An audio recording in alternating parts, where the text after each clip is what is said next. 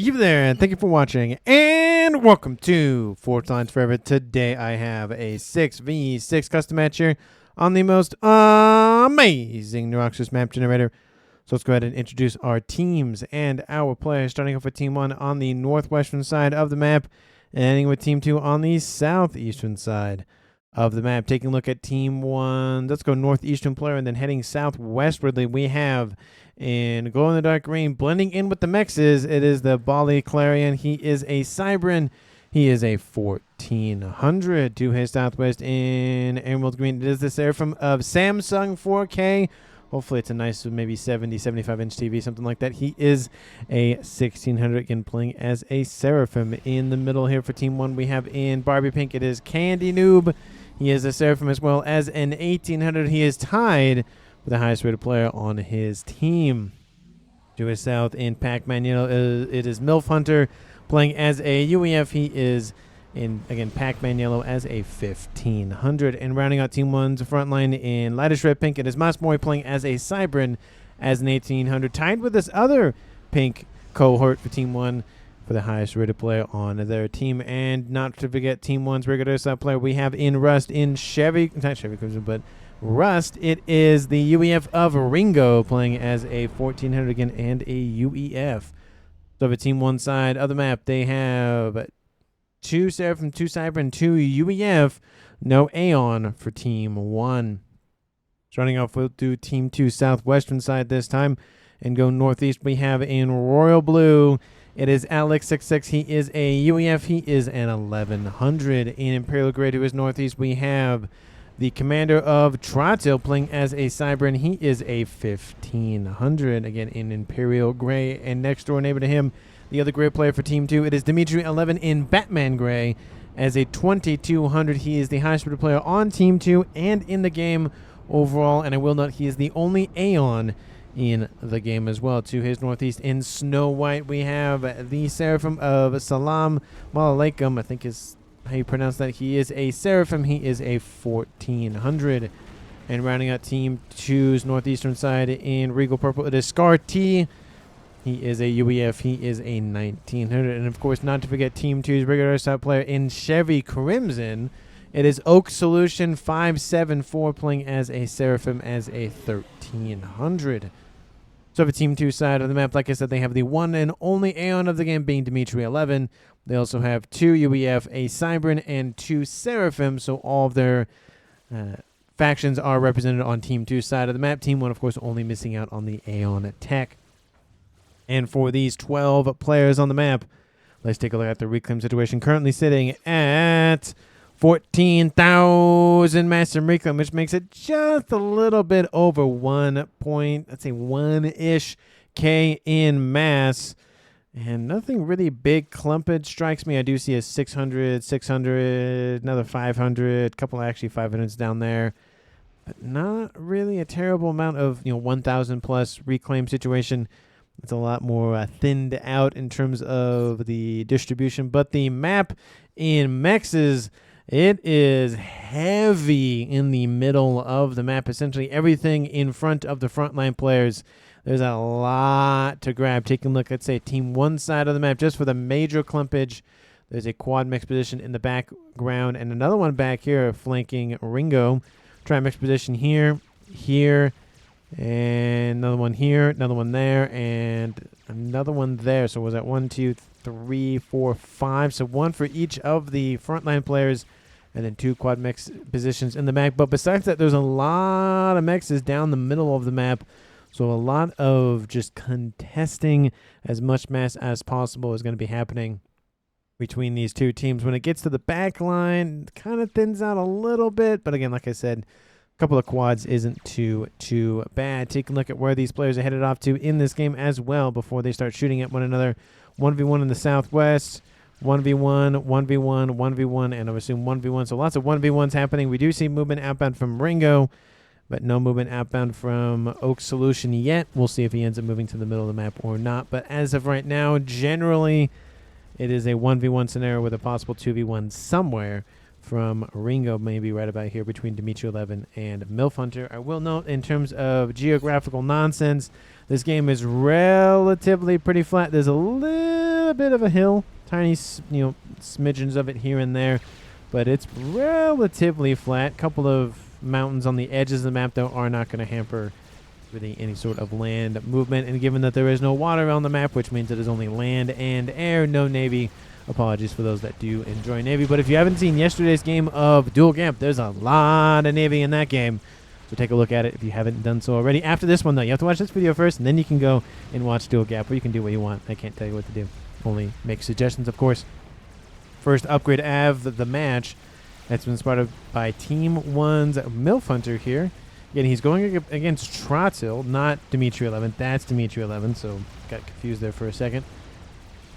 That comm of Trotsil will not get there in time to stop the upgrade, and it's really too early to have a lot of units really just trying to stop this. We do see his forces are getting behind the comms, and even reinforcements inbound from Mas Moria coming in from the west to assist. We have radar system. That's probably not going to last much longer. This western side's really starting to suffer from some bleeding. Nothing too terrible in terms of deepness of the cut. No combi-com action has occurred yet. Close on that western side. Shots were traded in one direction, but it's probably just due to units from Team 1's Masmori, who is also doing a similar thing and getting behind the comm of Team 2's Alex XX to the northeast. Another gun started for Team 1. It is Samsung going for it. Gun speed started for Dimitri 11. We have Team 1's MILF Hunter rooted to the spot so far. He's at almost 60%. Mantis just don't care, running on by. They're trying to go after the mexes because this will slow down the upgrade anyways. That's a nice little strategy there. Speed oh, I thought that was speed first. Did he cancel it and go to range? He did cancel it and go to range. I was going to say, I was like, wait, he already did that speed upgrade? That was fast. Another gun upgrade started for Bali Clarion in the northeast. And no upgrades as of yet from anybody else on Team 2. Oh, scratch that. Trotso's going for a gun upgrade, so I can just eat those words. Yes, I can. Western side, Alex and Musmore getting pretty close. Cybran will be at a disadvantage of 2,000 hit points. But still, if it is a shot for shot, both comms will be annihilated in one or the other's explosion. Sensor package, that would make sense why he's going after the range first instead of the speed. Because he wants more vision in the middle of the map. Again, he's the only Aeon in the game. He's the only one that can do that. That'd be a nice little benefit for Team 2, getting some passive intelligence wherever he is. Gun opposing in the northeast for Team 2's Scar T. By the time this one finishes and moves over, this one's going to be close, if not done. So really no advantage one way or the other. But at least the gun will be finished first. There's that. But in this game, when you have to build the upgrade and then walk over, that distance does make a difference. It's like launching the first nuke of the game. Yeah, that's great, but depending on how big the map is, you got to launch it, goes all the way up, goes all the way over, and then go all the way down.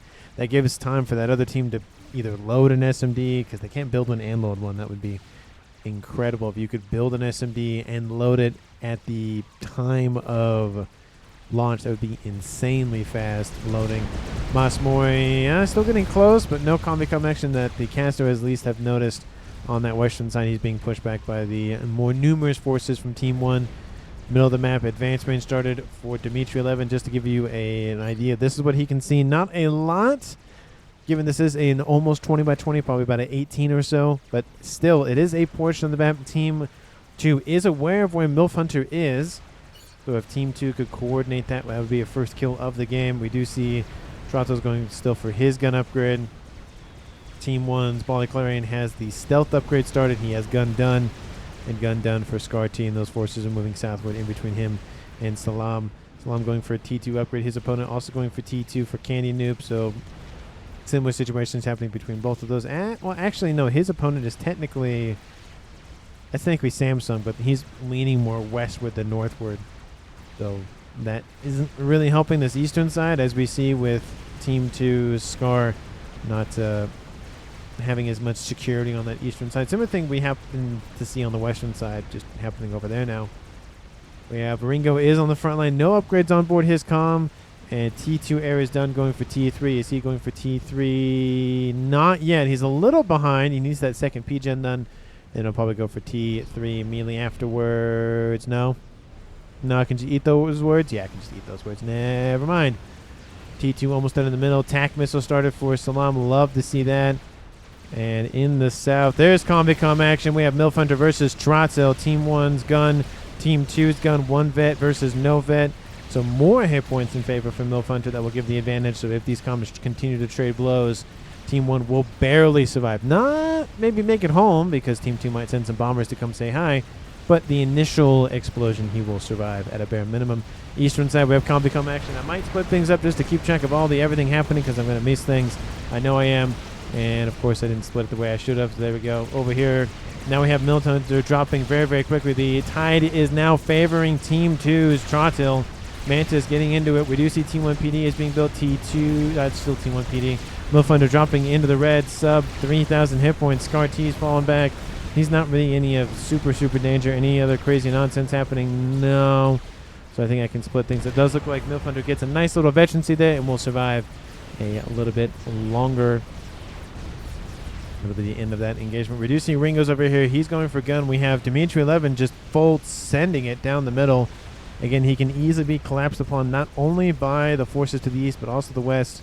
And obviously Ringo's comms. Not really a good scenario. Missile outbound from Salam. Almost when it hit Candy. Looks like Candy has been hit once. Probably by that missile. And now we see some launching of missiles at T2 land facilities, denying production efforts, well, for Team 1. Northeastern side still pushing in slowly for Volley Clarion. He has, again, the stealth upgrade. No nano yet, but I assume stealth is going to be online here shortly. T2 started also for Team 1. Samsung and nano now started for Candy. Going to get back up into the green here very, very quickly. Southwestern side looks like things are kind of spreading out a little bit more, shifting to more the more Midwest section. As we see, look at this. It's just runway of Imperial Grey forces and structures from Dimitri 11. He's just full sending it. And again, the worrisome thing is we see 1, 2, 3 commanders from Team 1 pretty close or can easily collapse onto that nice little supply route. The gun, nano, and T2 comm of Team 1's Candy Noob is done. We have the nano upgrade started here from MILF Hunter. That may or may not finish. It is on Team 1's... Oh, well, that's awkward. Team 1's MILF Hunter control Ks. I don't know if that was possibly a connection issue. Possibly just didn't like where it was going. I have no idea, but Team 1 suffers the first loss of the game. No kill-wise, just straight up gone. I would assume it's a connection issue. If he doesn't keep talking in the chat, he's definitely a connection issue. So we'll give it a couple minutes to see if he does respond or not. Dimitri 11 gets a veterancy, but he's being hunted down by Ringo's T2 Stingers, really causing him some annoying little pricks from those nasty little bugs. And there's more assignments to protect him. Not a lot of AA in this mix. We have Ilshis to the north, and that's not helping things out. And Ringo is going to fall pretty quickly, and it might just be a murder-suicide situation. Tries to get underneath some nice little coverage, and the explosion from Ringo's comm might be enough to kill off everything, and it does. Dimitri 11, less than 100 hit points, less than 50 hit points. He's got to get out of there immediately, and he gets killed off by, I think, an Ilshi or two from Team 1. We'll see who got the kill for that. No, Ringo got the kill. Looks like one more gunship came in at the last moment, so he's gone as well. That is a murder-suicide. Team 1's 1,400 rated player trades with a 2,200. I think Team 1 will take that trade any day of the week. At least I would. And that is now a 4v5 in favor for the southern team of Team 2. And that opens up a lot of mass to different players on Team 1 and Team 2. We have a double base currently for Scar, and it's going to get traded over to Trottil. I was going to say Trottil or probably Salam would have gotten that second base. Team 1, we have 2 double bases. Looks like it's Candy Noob that has the front and then the rear guard air slot, and then on the western side it's Masmori, which makes sense. We do see now Titans moving in on the field here for him. He's going to be able to pump out T3 units very, very quickly. Trottil definitely needs to be careful. Team 1 is weaker on this western side. Once Masmori, if Masmori is end up killed off, the entire western side is definitely going to be the way that Team 2 attacks. Team 1 eastern side still holding strong for both teams. Nano started here for Obale. We have Nano started for Scar, so again, similar situation there. Missile outbound going for T2 mexes, and that's core mexes as well. Looks like he has some Team D now online. He did suffer a couple of losses in that regard. In terms of eco, currently at 14.5 minutes, it's the same. Again, Team 1's barely in the lead, and when I say barely, I mean less than 20-ish mass, which again, even divided by 6 players is not really a whole lot. That's 3 mass a second, a little more, slightly more than that. So nothing really worth writing home about yet. Oh, nope, never mind. That lead just expects exponentially going up. So let me just eat those words again. I'm eating my words a lot today for some reason. I guess it's just my luck. Now it's about 50 or so, 40 or so. So a little bit better for Team 1. But again, nothing too crazy. Could be power related for Team 2. Could have been power related when I was talking about it. But Nano almost done for Scar. That'll be enough to keep them alive. Definitely a little while longer against Bali Clarion. And the numbers are thinning out for everybody on this eastern side for sure. But he has been pushed back a decent amount. In terms of map control, I mean, Team 2 is favoring on the southwestern side, bar a couple of mexes. Team 1 is favoring on the northeastern side. So, but Team 2 is continuing to push along the central line here. We have Titans, we have Ilshis, we have a Calm, Gun Nano and T2. We have Trotto hanging out over here. He has only Gun, probably needs to head home, get some Nano online just to keep him alive. Just, again, we've seen 3 players die before 20 minutes. Well, 1 that departed. It must have been connection issue. It was just so abrupt that it had to have been a connection issue. He was also going for an upgrade as well, so he definitely could have, got that upgrade and then been fine. But yeah, well, somebody in the comments will probably tell me if it was a connection issue or not. But generally, that's what I usually attribute that to, especially given it's this early and all that stuff. No desync yet, which is really nice. I don't think there's a desync at all in this game. I wouldn't be casting it unless the desync was very, very minor, meaning like last minute or so, where there isn't really a difference in the game. It has come down to the last minute, but I don't think there's a desync that I can think of. Again, it's been a while. I just have a list of casts that are actually a list of replays that work, and then I just go, oh, that one sounds good today, and I pick one. I just pick one out of the list, essentially, so I don't remember. Sometimes I kind of have a binge of just doing a bunch of replays all at once, and sometimes I do one and then cast it that day. It just depends on the situation. But anyway, distraction with the nonsense about how I do things. We have Team 2's Trotto still going after Candy, actually now going after Candy Noob now that his direct opponent of MILF Hunter is gone. Lots of Ilshis in this mix. Cybran, again, lots of Ilshis shooting at one target. They shoot very, very quickly. Hit points go bye-bye very, very quickly. Western side, we have an attack as well from Masmoy. The pink players are starting to merge together. It's sometimes kind of difficult to determine the two just because they're right next to one another. But it's a little bit dark, and this one's a little bit lighter. Trottil does have a T1 PD. This is a lot of Ilshis, though. Doesn't have T3 units. Definitely would be something that would be very, very helpful. Either bricks or harbingers would be very nice right about now. Percy's, yes. Percy's, no. It just depends. If the shots don't miss, Percy's. If the shots do miss, not Percy's. And Trottil's still retreating. He's up the 3-star vet now, and Candy Noob continuing to push. Hasn't launched the missile yet. Does... Oh, so that's the wrong person. That's Salam who has the missile. Never mind. We have... ASF's Trottil lost a lot of his forces, and he's falling hit points. Oh, he gets a rank of veterancy. Needs to keep going. Oh, he's dropping below 2K, 1K. He's not going to get veterancy in time. Bricks come in and most likely save him, and Loyalists come in and save him. EMP weapon will be very, very nice. Transport immediately given over to Trottil from Team 2's Oak. Nice grab there. He's like, get on the transport, get on the transport, get on the transport. Transport's like, no, get back here. Oh, there he goes. He's on. Go, go, go, go, go, go, go, go, go. There he goes. Getting out of there. Ooh, that was, that was close. If it wasn't for that veterancy, he most likely would have died there. And oof, that was very, very close here between Team 1 and Team 2's Trottil and Candy Noob. Candy Noob's like, dang it, I almost got him. He just got away. He's the one that got away, apparently. He didn't go that far. He went over here.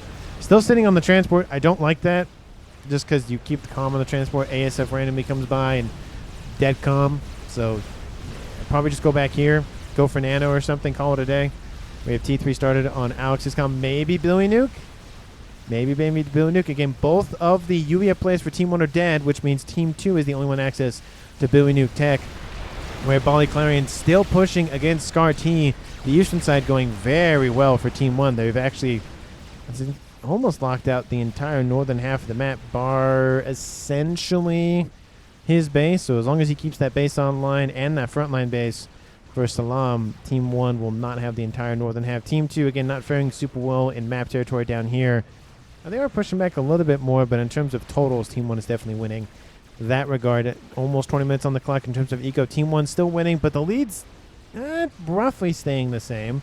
I'd say it's about 60, 50, 60, 70, but it's staying relatively under 100, so it's not a terrible amount to be behind for Team 2, but it is helping Team 1 really keep the pressure on. And ScarT, again, trying to get some PD. It's not going to work. His front line base, his base might not last much longer. He needs some assistance from Team 2 from somewhere. Salam is sending in some Autumns and some Ilshis, moving in soon. I think Team 1's shifting eastward. It looks like they might know. They don't know anything. It looks like they're trying to avoid some sort of attack from that direction. They're going to go this way.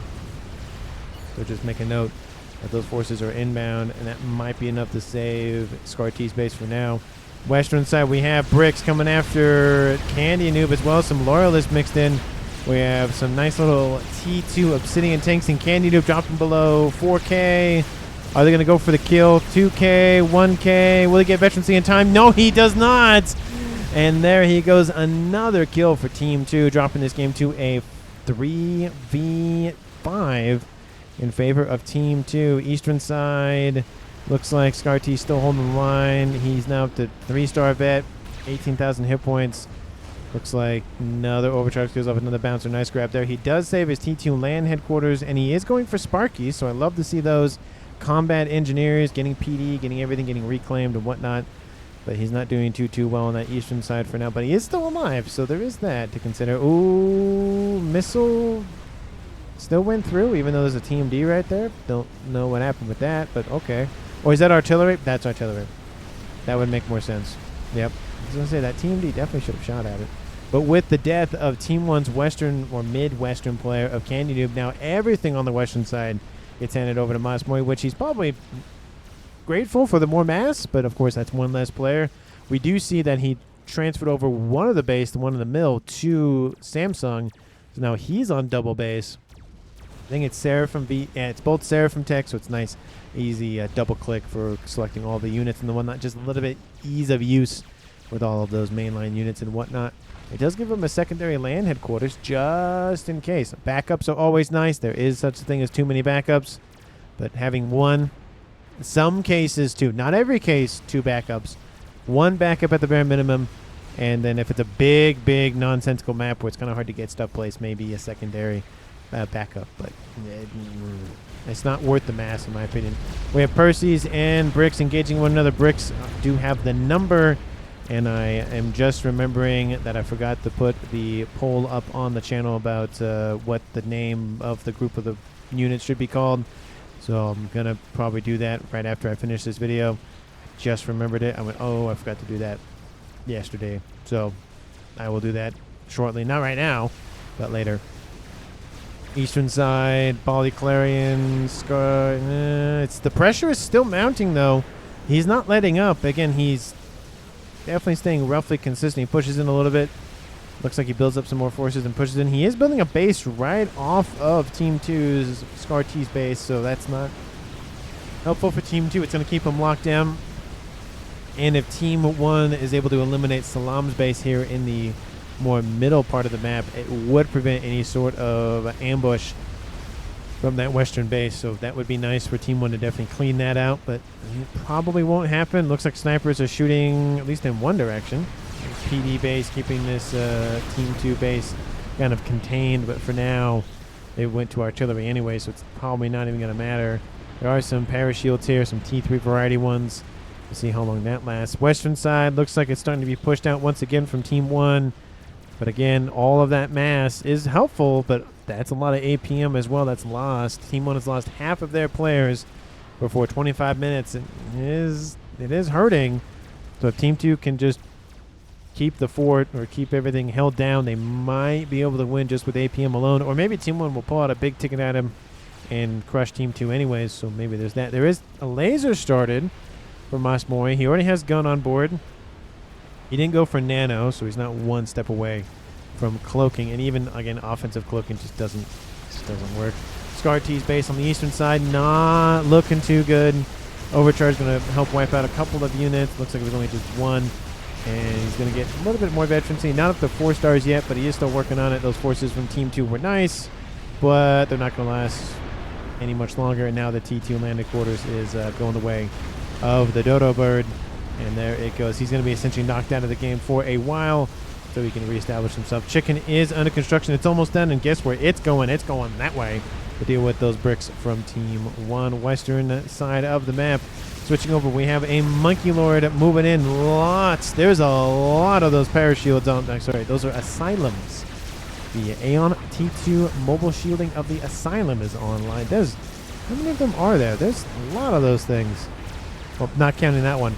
24 asylums. Now, there's not going to be that many after this engagement, but that's a lot of hit points that the monkey can just kind of hide in and hang out. I think it's just short enough to just hide underneath. Yeah, it is tall enough to hide underneath the top of the shield, so it could be entirely encased by a shielding unit. Nice there, and that's going to help him push in. Team 1 is going to have to focus a little bit more this way. Mas Mori is going to have to focus this way. Maybe have to pull some units from this side of the map, and that's not going to be helpful. Eastern side, we do see Team 2, Scar Team now getting in behind the chicken just to protect himself. He is going to help push back, though. Looks like I would assume this will be transferred over to him so he can micro it. It would kind of make sense. Help him re-secure his base and maybe get back up online. But again, 25 minutes. It's probably going to take him at least 10 or so minutes to really get back into a good position. So for now, he's there. He's just kind of knocked out. He has a nice little concussion he has to nurse. For now, we do see Team 4 unit online here for the other Seraphim on Team 1, and it's Samsung. T2 artillery being built, switching over to PD, though. That's definitely going to help a ton. And that being built incredibly quickly. I don't like that it's all by its lonesome, though. It does have a couple of T3 Autumns nearby. There's a lot of them just right here. And these Autumns are going to buy some time for more PD to come online. Probably should have did a distribution move or something to really help out. Nathas are inbound from Salam. That's going to drop the hit points a decent amount, drop into the yell out of bare minimum, kill off a couple of wrecks. But I think they'll take the trade in death of experimental versus death of base. But on the western side, the Monkey Lord was able to push into the front line. That was MILF Hunter's base. Air fight happens in the middle of the map. Team 1's going to win that fight most definitely.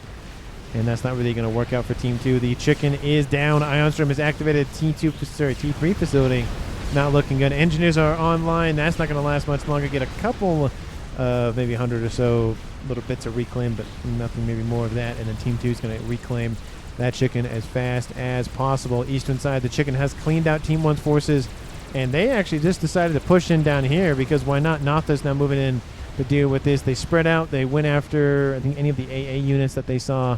And now they're going after the Rhinos and Barracks. But I think those mexes are not going to live much longer. Oh, and I will note there's one bouncer in that mix as well. There is a nice little Yothotha. That's moving in westward to deal with that. We do see Trato is still back in his base. He's back up to full HP, though, so he's all rested and ready to go. And he's still dealing with this attack on the western side. Monkey Lord now online for Team 1. Mas Mori has laser. He's like, come here. Come here. Come here, little monkey. Come here. Come say hi to my other monkey. You guys can be best friends. Best friends? And Monkey's like, no best friends. So this base, it's mostly gone. A lot of the UEF tech is gone. A little unfortunate, but they still have another UEF base back here. Speaking of UEF, non-UEF doing UEF things and more UEF things, it looks like Mas Mori went for a satellite. 28 minutes on the clock. He's going to build 3 more of them. That's going to be a total of 4. That's not going to be great for Team 2, that's for sure. Does Team 2 even have any idea? Nope, no idea. Not a lot of scouting for Team 2, it looks like. They're still the old colors from Candy Noob's ownership of said facilities. This is what Team 1 can see. Team 1 hasn't done a lot of scouting as well, so not a lot of scouting for both teams, but definitely less for Team 1 than Team 2. But still, though, not looking good in the constant intelligence gathering department from both teams, but better for Team 2. Monkey Lord decides to ignore the base over here. Sniper bot just popping a couple of shots into some TMD, PD, whatnot. More PD's going to be lying now the eastern side. Again, driving that monkey to this way will give them maybe enough time to get enough defenses to be able to kill it off. Chicken's moving in westward. We have Scar T building some mexes now to, again, try to recover his eco, at least get some something online. We do see engineers inbound from Clarion. Like, yeah, we can. It doesn't matter. We'll just deal with whatever reclaim we can get. Call it a day. Monkey Lord v Monkey Lord here shortly on the western side. Again, 5-star vet versus no star vet. A lot more bricks online for Team 1. A lot more shielding for Team 2. And they're moving this way. Look at this. They've drawn the forces away from the base. We have engineers hanging out building more bricks, but we have a nice little column, nice little tower, nice little something of Percy's inbound. It's not enough. I think it's usually 10, I think might be the number. Let's stick with 2, 4, 6, 8. There is 10. So whatever unit of unit of Percy's is online for Team 2's Alex. Scarty's on the eastern side. Any big ticket items? No. Yet monkey. No, nothing. Looks like just a FAF board. We do see another monkey here. Another chicken there. Nothing in the back line yet. The air grid not looking good. Looks like Team 2 has spotted the satellite in the sky. Building shielding immediately to try to deal with it. Lots of generators are going to go down. That shield generator is going to be very, very nice. We'll probably keep this stuff online. That is the T3 area quarters right next to it, so definitely a good target. The satellite to go after, but the shield is built in time anyway, so it doesn't even matter. Western side monkey engages. Other monkey, apologies for missing it, but both monkeys are dead. They die near Team 1's front. Again, bricks. Means that Team 2 is taking heavy losses. And at this point, it doesn't really matter how many kills Team 2 gets. Team 1 is right there. The comm is right there. So unless they have engineers already scooping stuff up, Team 1's going to net that reclaim. Going to be very well off for a little bit of time with that. That's going to actually fuel all of this up here. Second satellite online going for third. Again, he's going to be target priority number 1 for Team 2. So benefit, get a bunch of satellites online. Downside is now he's going to be target priority number 1, enemy number 1 for Team 2 to go after. And Monkey does survive. Does get out of range of the Ion Storm. Artillery, though, that's not going to help. It's a, barely doesn't get hit by that. Oh, artillery. Ah, sorry. Didn't mean to cast a curse you there, Bali Clarion. But, oof, that was 10 seconds, 15 seconds away from being fine. Team 2 on the eastern side has at least some sort of resurgence, getting some eco back online. But, again, still in the very, very, very downward department. Not downward, but the low department in terms of mass, but still holding on nonetheless. Western side, these battles are still raging on, but again, Team 2 are taking losses constantly. Team 1 is as well, but all of that is just adding to the pile on that western front. In terms of reclaim overall, both teams are sitting at 218,000 to reclaim, and there's 2 major clumpages locations. There's that western side, almost 100,000 and growing, and then there's about 36, let's say 50, so right about there next to Salam's base. Oh, he's moving out with engineers now. Welcome to foe, says Candy. Third satellite. Oh, it's almost in the green. It's almost done. Team 1. Are you? Yes, you are changing targets. We have Trato on a transport doing whatever he's doing. Looks like it's moving westward. But Ion Storm in this little base here for Team 2's Tratos. Nice little production facility. Engineers just scatter. They're trying to reclaim, get as much mass as possible. You cannot deny the Ion Storm. That was the thing that they added a while ago. You cannot deny it no longer. So there's no way to prevent its activation, which I think is a good feature to have, because then you just sit with engineers around a base and then the base wouldn't blow up because the thing would be reclaimed. So I do love that little bit of change. It makes the chicken more of a suicide unit and not just a hopefully I don't dump mass kind of unit. But right here, this is going to go off no matter what, of course. We've seen it 100 times, and now at this point, there's the activation. Kills off a mech. Going to kill off probably those other 2 mexes, most likely. That'll lose more mass for Bali Clarion. Again, he's on 1 base. Samsung's on 2 base. Masmori is on triple base. And the only base, or the only play on Team 2 that has double base, or even more, is Oak Solution with that secondary base once belonging to Dimitri 11. Cloaking started from Masmori. He is going for the, I'm going to sit underneath the missile field and laser everything in my range to death, which can work. The only problem is that Team 2 has to come to them. If Team 1 goes to them, it's not a good scenario just because of Omni exists and whatnot. Alex is going to get hit by all of these satellites. They're probably going to go after Mexes and really drive his eco into the ground. And again, that will alleviate a little bit of that pressure on that western side, unless the satellites are just going to ignore what I just said and are going to go after the FAF point and act like proper defense satellites instead of offensive satellites. I feel like they should just change the name to satellite and not defense satellite, because defense satellite usually invokes that, oh, it has a range in which it can defend. It can't push out as that far. So I just feel like if you wanted to nerf the satellite in any way and make it a range thing, kind of like our T3 artillery, it can't go the entire map for most maps, but it can go most of the way. It's 2 cents on that front. And I think it is. Oh, that firepower is going to die to monkey. Not monkey, but Megalith anyway. Yep, there it goes. Looks like it was going after TMD. Did he open up? There's no Billy nukes nearby. Yeah, I don't know what he's opening up for, unfortunately. But there's a dead Monkey Lord. And again, Team 1's looking very well in the air department. Currently sitting at 175. I don't see much for Team 2 that I haven't really noticed that much. And I don't think he's really producing much ASFs at all. So Team 1, I mean, oh yeah, 70. They're over here. Okay, I was going to say, there's got to be producing them somewhere. And over here, looks like about 100 or so. So that's air supremacy for Team 1. Team 2 can still come back, but it's going to take a miracle or 2 or 10. We have a chicken chasing a couple of optims. In terms of eco, Team 2 is now winning 1.9 to 1.7. And again, as a reminder, Team 1 is working on their 4th satellite. So let me know down in the comments who you think is going to currently win this game at 35 minutes. Again, Team 1 has lost Candy Noob, Ringo, and Milf Hunter. And Team 2 has lost only Dimitri 11, leaving this a 5v3 in Team 2's favor. Eco situation, again, 1.6 to 1.8, 1.7 to 1.8, 1.6 to 1.9. About, let's say, 200 mass and call it a day. So let me know down in the comments again who you think is going to currently win. Of course, if you haven't done so already, please like the video and subscribe to the channel. And as always, because why not at this point, do those things, because why not? And I appreciate it, so thank you so much. And again, thank you so much for all the support on yesterday's video for Dual Gap. I know one of the more popular things, but I do like to see all the comments and whatnot. So again, thank you so much for all of those likes, comments, and whatnot. Number go up is nice to see. So thank you so much for that. But Scar Team is encountering a nice little wall of bricks. Looks like it's a couple of walls. Looks like a decent amount of T3 mobile shielding. It will protect the bricks as the Authams as well move into range. Scar T is heavily outnumbered, and he's getting booped by his own engineers.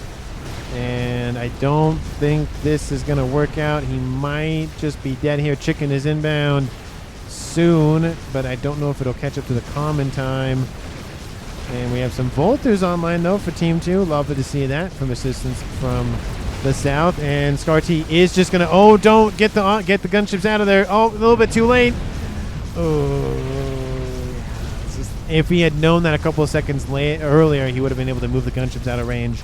But unfortunately, that is it for Team 2 Scar T. It's now a 4v3, and the remainder of what Team 2 Scar T had will probably just go over to anybody. It doesn't really matter who, because there's no really facilities to give it over. But it looks like some things went over to Trottel, some things went over to Salam, and that is it. 3 megaliths, 3 satellites. And that western side not looking good. Team 2 has their own satellite online, because anything you can do, I can do better, I guess. And that's going to be a nice little intelligence gathering for them as well. Eastern side, no big ticket items yet, besides a nuke. Kind of look like a nuke from a little bit further away, but there it is. First nuke of the game has made its appearance that I have seen. Any big ticket items from Team 1? There's a chicken. I had a chicken fight. Another chicken from Team 2. He just charged right down the center here. It's tons of Team 1 bombers. T3 mechs. Oh, it barely misses. Ooh, that's unfortunate. And I think those Authams might get singed. Oh, that one gets singed. But unfortunately for Team 2, they don't get the satellites. They don't even get the air grid. Shields are going to be built now, because they see that satellite inbound. Air fight just swallows up those from Team 2's Oak. And the lead definitely, obviously, still favors Team 1. I see artillery, at least it looks like artillery raining in from Team 1. Almost 200. That's definitely air dominance. Or, sorry, air. We own air. Nuke is online. Shields are online. Where's that artillery piece? It's over here. It's a Seraphim one. Explosion happened on the eastern side. Is that a Control K? It is a Control K, and it was on the ground. Looks like he landed the transport and moved over there, and then Control K'd way out of range of whatever else was over there. Yeah, there were gunships that went over there, so I mean, it looks like there's nothing nearby. So there's no ASFs. There's Authams over here, but Yeah, it looks like that was just a straight up control K. So Team 2 loses another player, and now, since the beginning of the game, Team 1 and Team 2 are tied at 3v3. Oh, that would be insane if that artillery piece hit him, but I don't think it did. Has it killed anything? It hasn't killed anything, so it definitely was not the artillery. That would be insane, though. Nuke is... it's working on it, but still a little bit of ways away. We do see, again, 3 megawatts still exist. Gunships are inbound. That Fat Boy was denied. Pigeon's going to get denied. And second satellite's going to be done. Needs to go for more shielding. Only having 1 or 2 of them is not going to be enough, especially with a 4th one nearby. 1 megawatt's about to go down. Some crash damage will help out a tiny smidgen for both teams, technically, because it'll probably kill off a couple of these bricks. Where are the ASFs for Team 1? They can easily clean these gunships out. Speaking of which, here they come. And now ASFs from Team 2 targeting all the Team 1 bombers, dealing with those.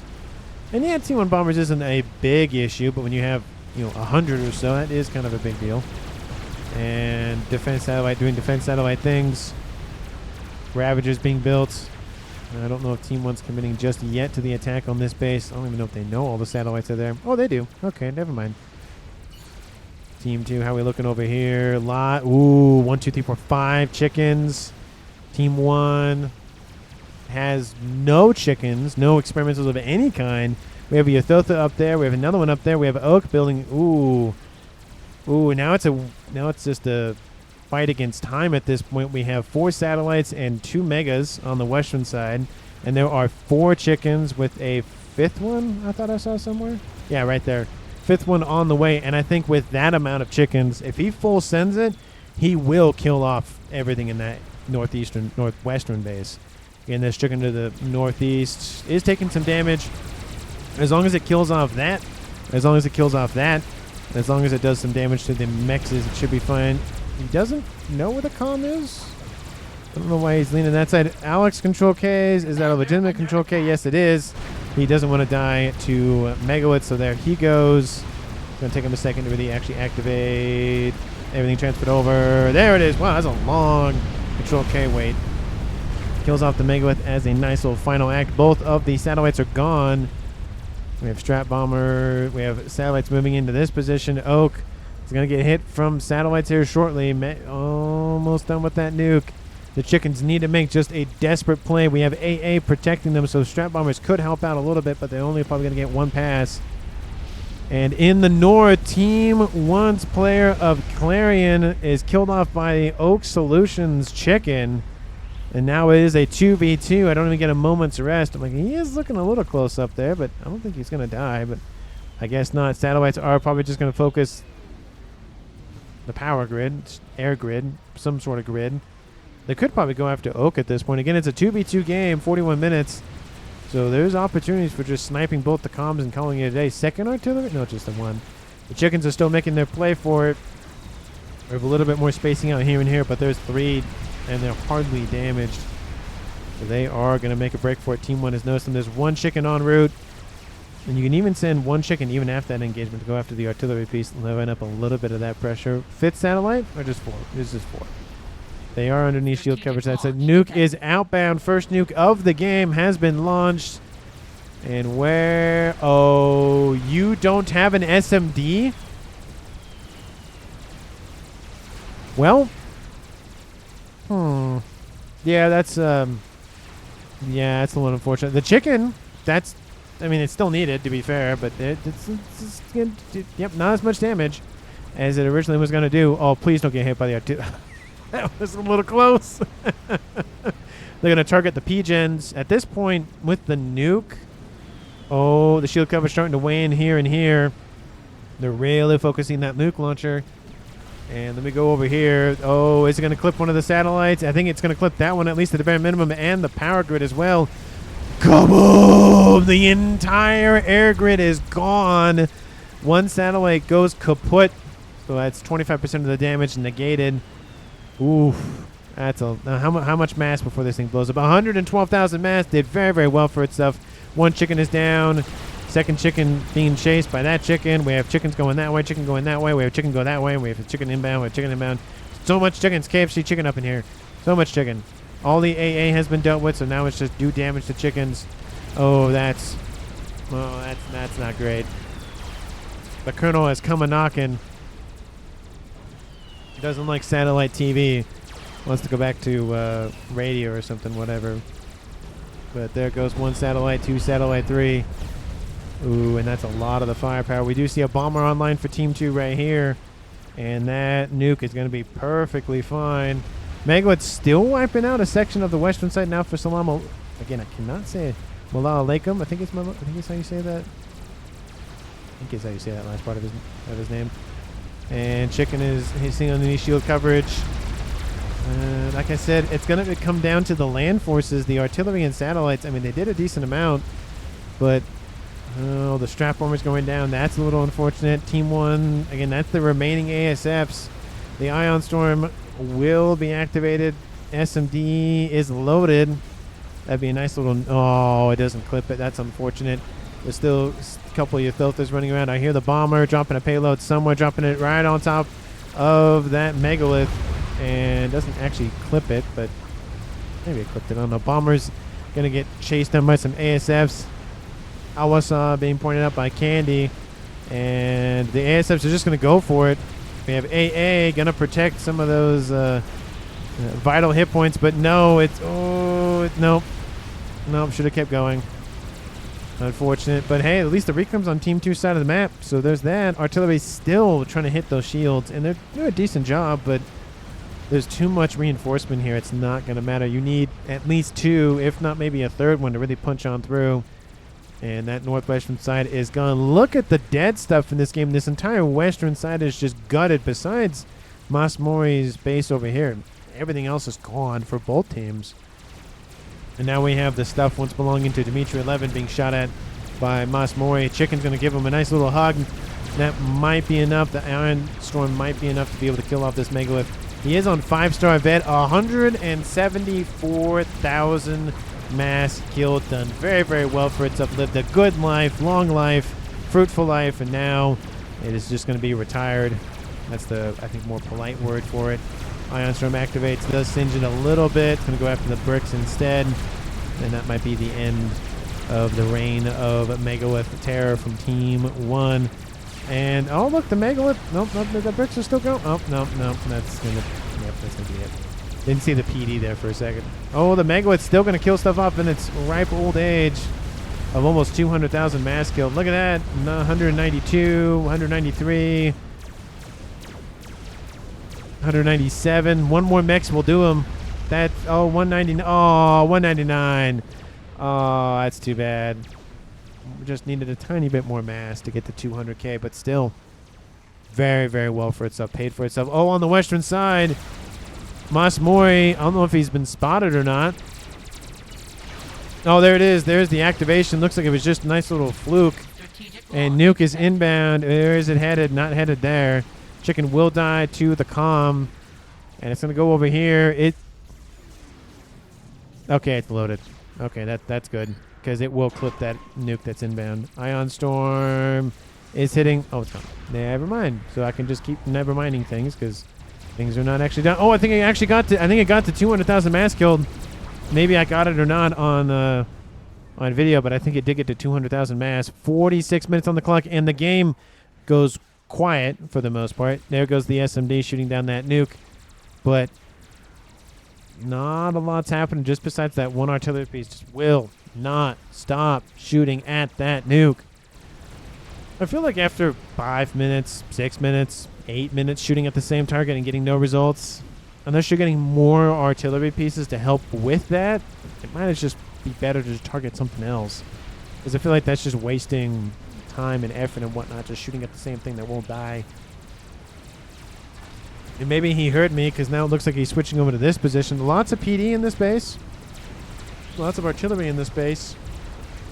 I don't know if this is one of the bases I would target. I mean, this would be a little bit more worth it with mexes and whatnot. There's an Awasa bomber under construction. And again, it's 2v2. 47 minutes on the clock. I don't know. It's kind of an interesting situation, because you have Megaliths down here. You have an artillery piece for Team 1. That's pretty much what Team 1 has. Team 2 had that great play of going after all of this. The nuke did very, very well. Second nuke is not loaded yet. We have Megawitz on the prowl once again from Team 1. Masmori, only 250 mass per second. We have Samsung at 800.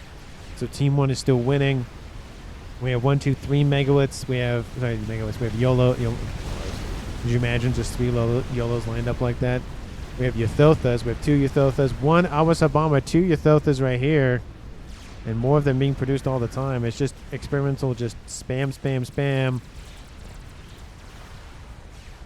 We have 1 Megawitz versus 3. That's not going to help. It's not even shooting at them. That's not a good situation to be in.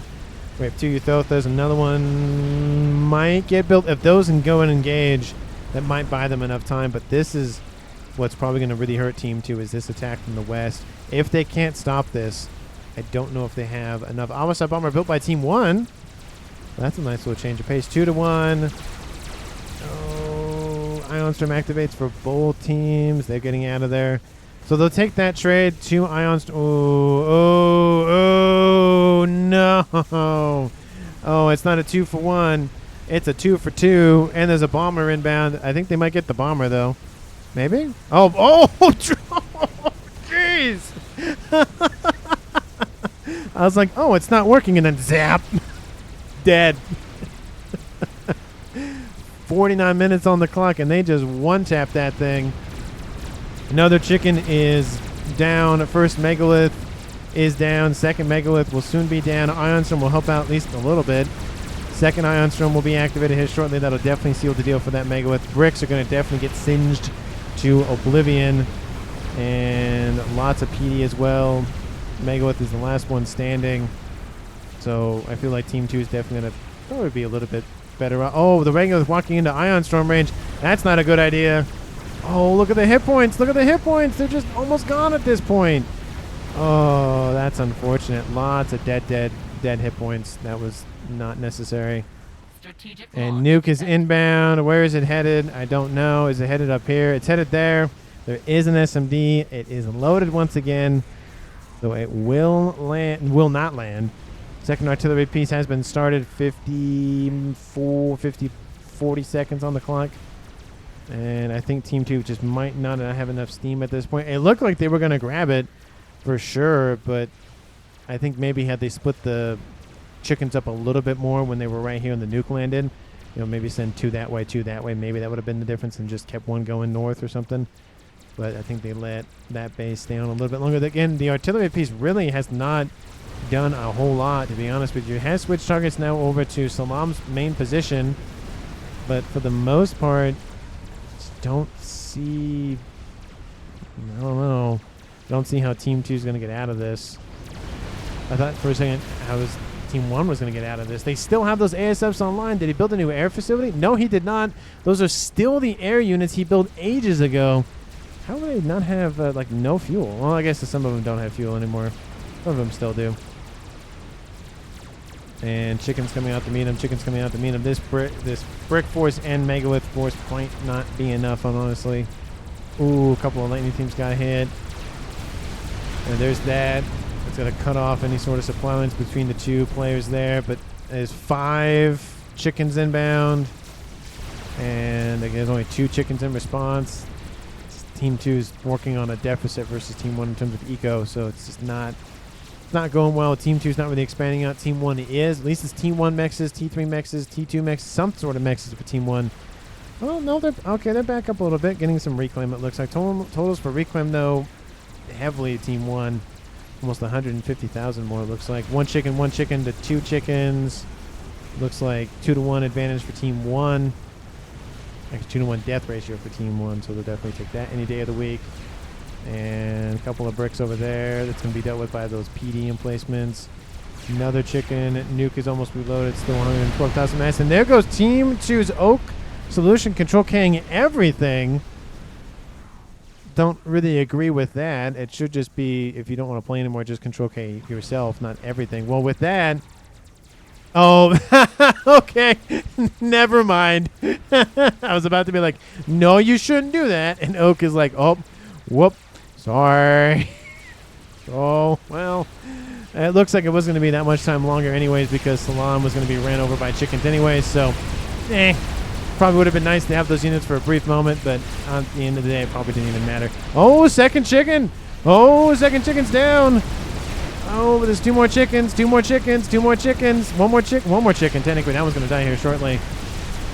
Oh, missile inbound. It's going to hit that chicken. Almost kills that one. 1,000 hit points remain. That one's dead. But this last one will be the hero, I think, for Team 1. And Salam at 20,000 hit points, trying to bob and weave, bob and weave. Got to get out of range. Missile launch. It's going to hit the target. But at what cost? Oh, he's dodging. He's dancing. He's dancing.